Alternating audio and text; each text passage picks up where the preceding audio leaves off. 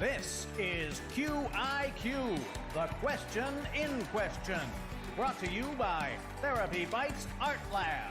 Here to take a bite out of modern-day pseudo-psychological psycho-malarkey.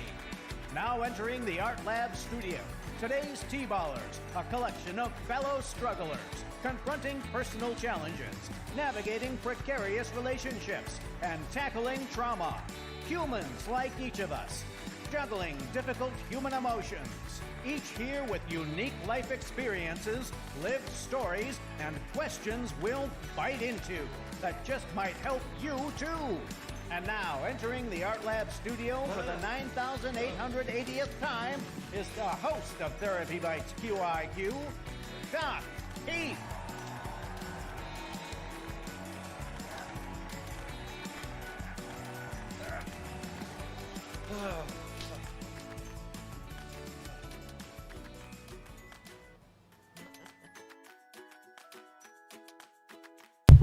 And I am live, and I'm sounding very loud to myself again. Hopefully we have the sound problems fixed. You guys can tell me if I'm coming in loud and clear. I'll adjust my volume here because it sounds like I'm really blowing out the mic tonight, but we'll give it a shot. Welcome to QiQ. You guys know the process of the game. We collect questions and we give the answers. And you guys, your job is to guess what is the proper question to go with the answer that we gave. We're going to try something new. I'm going to be putting the answers in the chat, and then I can pull those up on screen. And let's go to the board there, and we'll see what our categories are for this evening. Jennifer says you're definitely loud, and yeah, I think I may need to turn that down, huh? Oh, you think it sounds good? Okay. But she says it sounds good. If I'm blowing your eardrums out, just let me know. I have a new mic, I have a new setup, and I am learning that, and I just hit a volume I didn't mean to there. Okay, our categories for the evening. Couch Comes Questions, or quotes rather. Couch Comes Quotes. Creature Feature. Creature Feature is our little zoo of critters that we use to explain psychological phenomenon. And Social Media Smackdown is pulled from those debates that I have on social media. And it's all a good fun. You guys, if you're debating me out there, don't take it too seriously. It's all for educational purposes. But yes, if we hear things, see things which don't jive with the actual underlying cognitive science or neuroscience, we're going to challenge that, but don't take that personally. It's not about you. It's about what is being portrayed out there is accurate psychological information, and we challenge it because, well, we think it's our ethical duty to do so. Couch Crumbs, that is our newsletter, fresh from the Therapy Couch, FFTC. Are real-life stories that folks have given us permission to share, and things that we've run into in therapy and have HIPAA releases and things like that. Neuro is our Psych Secret bundle about just cool things about psychology and neuroscience. And let's go to the board, and on the board this evening we have, and for some reason that says the system sound is muted, but that's really odd. We have our first question is for 400 Psy coins, and that is from Couch Crumbs Quotes, and I will pop it up here, and then I will pull it to the screen, and this is the answer. Gosh, it's in the chat. It's not all coming up on the screen for some reason. I think I can disembiggen it, but it makes it really small, huh? And for 400 Psy coins, the answer is two famous philosophers who said, "He who has a why to live can bear almost anyhow." And we have 60 seconds on the clock there. As you know, we're very existential. We like existential philosophers because they have dug for millennia into what is it that makes life meaningful. Here's a quick tip for an upcoming item that we'll probably have, and that is, what is happiness? And I'll just go and tell you what that is. Happiness is not something that can be gained or lost in the moment. What worth would it be if you can gain it in this few seconds and lose it in the next? Happiness is like your bank account at the end of your life, and you can only know what that is by adding up your entire life. And if you haven't lived your entire life, then, well, how would you know if you're happy or not? And the old ancient philosopher said, let no one say that they're happy, because how would you know? You've not lived your whole life yet. We have 9 seconds left to go on the clock and counting, and we don't have a proper question just yet, but I'm going ahead and get that ready. And oh yeah, you're welcome. Jennifer says, thanks for putting it in the chat. We don't have any correct responses just yet, so I'm going to go ahead and put that up.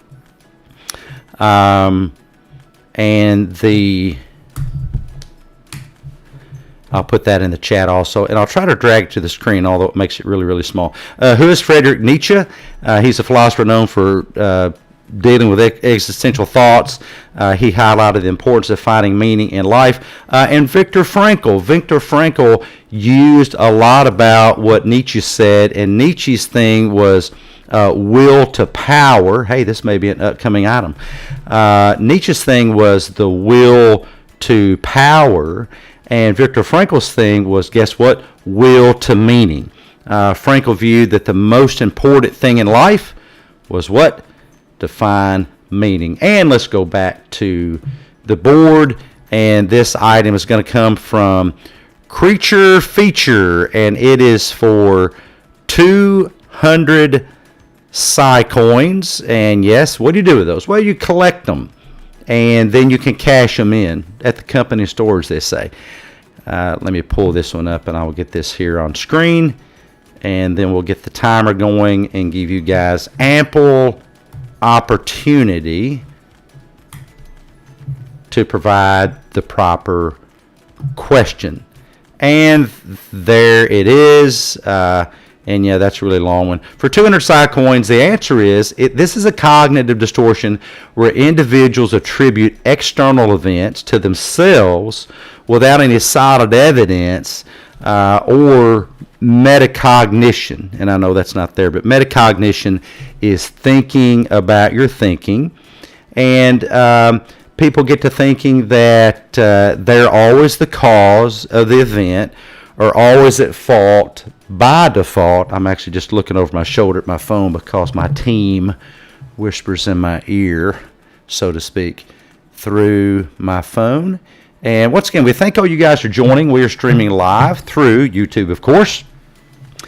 And we are, and Jennifer says, underthinking, that is so close. And we've talked about that a lot. That's not the actual proper one. I'll go ahead and put the proper one up there as we're talking. Thank you guys streaming with us through LinkedIn, through Twitter. We very much value and appreciate your time, and we're hoping that we can bring some value to you. And if we are, let us know. If we could do a better job, let us know that too.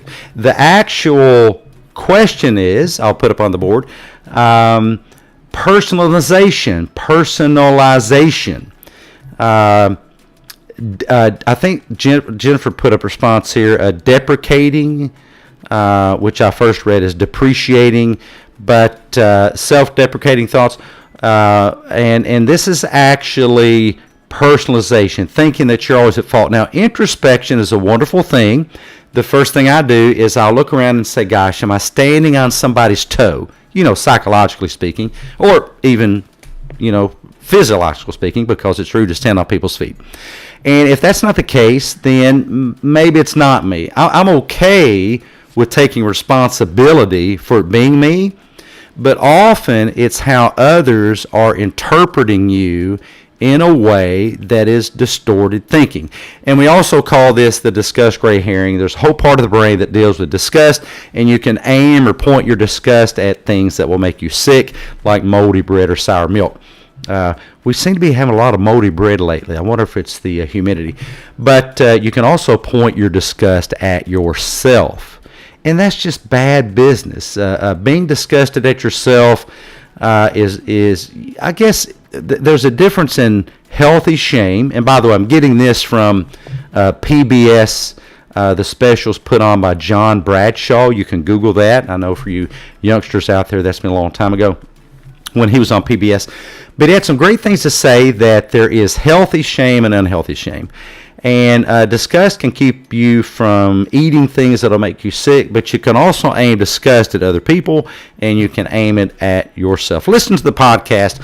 We talk about these things each and every week, and let's go ahead and grab one more before we go to the break. And once again, this is called the let's see if I put it. Yes, I put it up there on the board. Hopefully you guys got that. And we'll go to the board and then go to a break and give you guys time to think about it.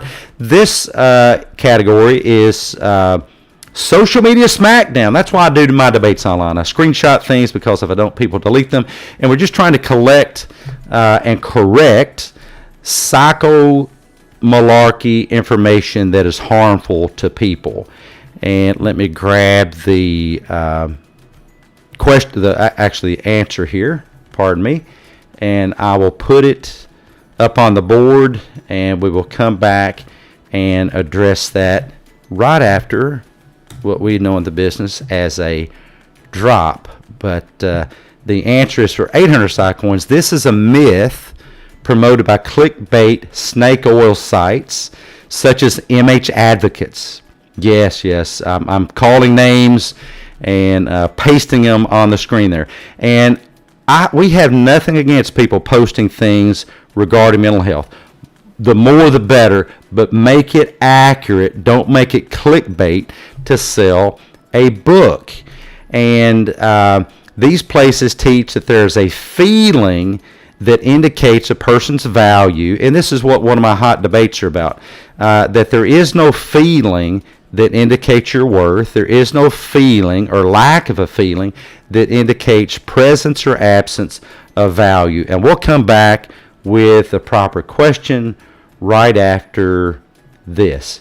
Stick with us, and thank you for joining You us. are a fellow human struggling with difficult emotions, a fracturing relationship, parenting problem, mental health difficulty, have a psychotherapy from hell story to tell, or a challenging life experience question, and would like to share your story by stepping up to bat as a T-baller. Either register by texting QiQ to 1-870-686-4196 and join our Therapy Bites community, or send a postcard with your name, address, phone number, email address, and age to the address on the screen.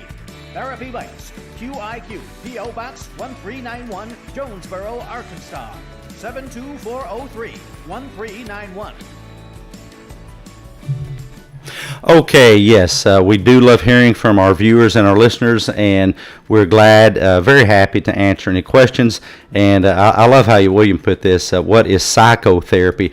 I once had a good friend of mine, he said, do you know what happens if you break apart the word psychotherapist? He said you get psycho the therapist.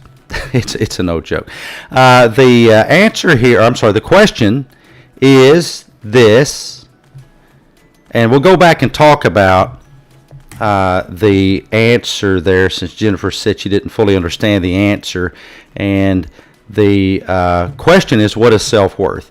And self-worth as a feeling, and yeah, we could be more clear with that question there. We'll do a better job next time. This is an area where people teach, and MH Advocates, which I think is sadly poorly misnamed, because I think that they're just trying to sell stuff, and I don't think that they have licensed or credentialed clinicians do this. And when I get on there and I point this out, they have people that are, I guess they're called trolls, and they really just attack, but they don't debate the point. They just make fun of the person, which in this case would be me, and that's fine, but I'd rather they just address the point. And the point of this is, that self-worth is not a feeling. There is no feeling, sad, mad, glad, disgusted, ashamed, stressed, depressed, anxious, anger, pleasure, joy, those are feelings, that is evidence that you have worth or don't have worth. And so be careful about that. What's the problem? The problem is, if you get to programming your brain that there's a connection between a feeling and a belief, such as the belief is self-worth. If you get to telling yourself that self-worth is a feeling, every time you lack that certain feeling, you will think that you lack self-worth. Google Pavlov's dogs, look into classical conditioning, look into how the brain forms associations. Here's an association. When I say 2 plus 2, you're not going to think 37. You're going to think 4. That is an association. Learning your multiplication tables is all about not mathematical theory, but associating a set, a data set, or just 2 plus 2, or 12 times 12 rather. 12 times 12 equals what? Well, 144. And your brain has made an association between the equation and the solution. In the brain can equate self-worth with anything you choose to equate it with. Do yourself a service. Don't equate self-worth with an emotion. Emotions aren't evidence of self-worth. Let's go back to the board. And this is going to be from the category of fresh from the therapy couch. It is for 600 Psycoins, and this is a bit of a tricky one. We've addressed this, and I'm going to put it in the chat here so that you can see it, and see if we have some good memories out there, folks that are watching the podcast, listening to the podcast, which we do every Wednesday, or it drops every Wednesday. And I'm going to pull that up on the board when I get right over here so that I can have a timer and give everyone ample time for 600 Psycoins. The 4-word magical superpowered formula for squashing petty, baseless criticism. When somebody criticizes you, what is that called? And by the way, this comes from Marcus Aurelius. Maybe, ding, ding, ding. That, here, let's see if I have a sound effect. Yeah? How about that? My teammate Sarah set me up with some sound effects here.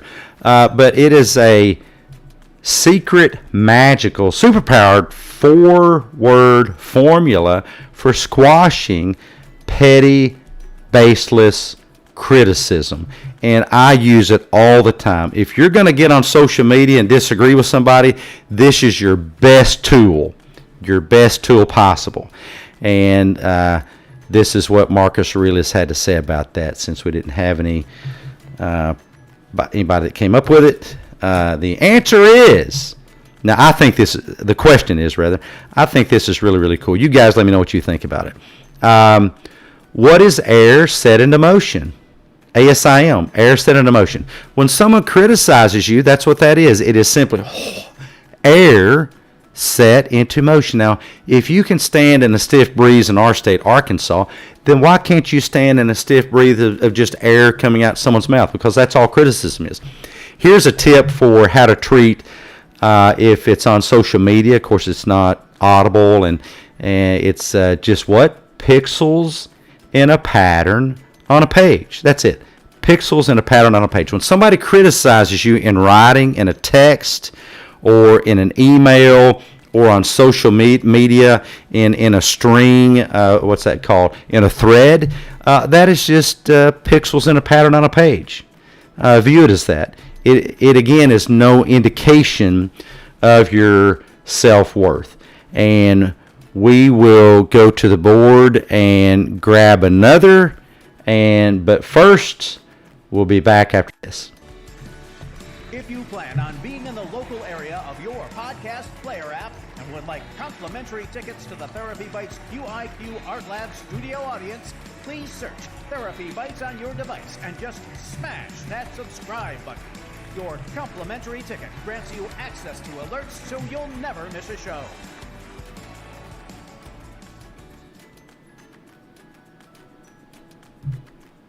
Okay, guys, we're back, and this comes from the category of Psych Secrets. It shows up as Nero on the board there, and yes, I know we didn't go to the board. I did miss that little click button there, but I'm going to go ahead and pop up the answer for 400 Psy coins, and it is the term for the interconnected brain regions that are active during mind wandering and thinking about yourself.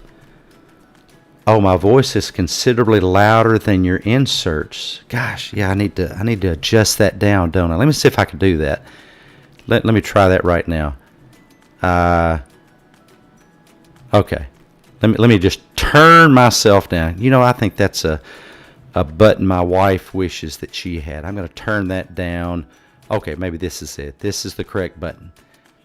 And I thank you for the feedback. I really do. I always appreciate feedback. What do you do when you get feedback? You decide what to think about it. And I think that's very valuable feedback. So thank you, Jen. I really appreciate that. And back to the answer, it is a term for the interconnected brain regions that are active during mind wandering, thinking about yourself. It provides a neuroscience basis for understanding how daydreaming works, future planning, and aspects of the self. And by the way, it is something that you can get in touch with during mindfulness, because what does mindfulness help you do? Mindfulness helps awareness, and it helps you actually control. I shouldn't say control, you mindfulness people out there, I'll get nasty letters. It's not that you're controlling, it's that you're observing or recognizing that this is happening. This is the term for interconnected brain regions that are active during mind wandering and self-referential thought. And Jen says, what are neurotransmitters? Thank you so much. William says, what are thoughts? It's a complex term. It's one of those kind of psychological terms, but I'm going to put it up here, and it's something that you can remember. And hopefully when I put it up here, it will make sense. And it's actually called, the question is, what is the default mode network? The default mode network. Now, the default mode network enhances creativity, all kinds of wonderful things. Daydreaming is great. Daydreaming is just dreaming while you're asleep. But the default mode network can interfere with attention. And guess what? Mindfulness can assist with that. And so that is the Psych Secrets answer and question of the day. Let's go back to the board. I think we have, oh my goodness, is that all we had? That's all we had for today. Let's go to a drop, and we'll be right back after this. Premier accommodations for our T-Ball contributors provided electronically by the luxurious Art Lab Studio, overlooking the steaming cesspool of pseudo-psychological social media psychomalarkey, and located in cyberspace on your favorite podcast hosting platform, where we invite you to the most psychomalogically thrilling podcast in town, while you feast on our award-winning Psychologically-Nutritious buffet of TherapyBites cuisine, conscientiously cooked up by your hard-working T-Ball team chefs. And I want to thank you guys once again for joining us. And once again, thank you so much for the feedback. Jen, thank you for being here. William, those streaming through LinkedIn, Twitter, YouTube, Facebook, thank you for being here. And we will be back again next week on Tuesday at 7 o'clock. And don't forget to check out our latest podcast episode on your favorite pod player. Do us a favor, give us a review. That really helps Apple know that it's a valuable podcast, that it shares out with other people. And, of course, we have another podcast brewing, and that is called Executive Espresso. We'll be doing that at 9 a.m. on Saturdays. 9 a.m. on Saturdays. Join us for that. We'll be interviewing some world-class leaders, and my good buddy Jim Corder of Corder Consulting. He is a professional coach and executive coach. He'll be popping in from time to time. And we have a special guest, not Jim, but another special guest this Saturday, and we hope that you'll enjoy her. We also have on Sundays at 9 o'clock our community breakfast, and you can join that by texting your email to 1-870-686-4196. 1-870-686-4196. Thanks for being here, guys. Have a great rest of your evening, and join us next time. Next time on Therapy Bites Art Lab QiQ, Doc Keith and T-Ball callers face off against steaming piles of pseudo-psychological psychomalarkey directly from your favorite social media platforms, or perhaps from the psychotherapy couch of a pill-pushing, emotion-demonizing, bobble-headed, woo-woo clinician who fed their kooky Kool-Aid to you. This is Art Potto speaking. Therapy Bites QiQ is a Dr. I'm a Freud Knot production. Distributed by the Therapy Bites Art Lab Podcast.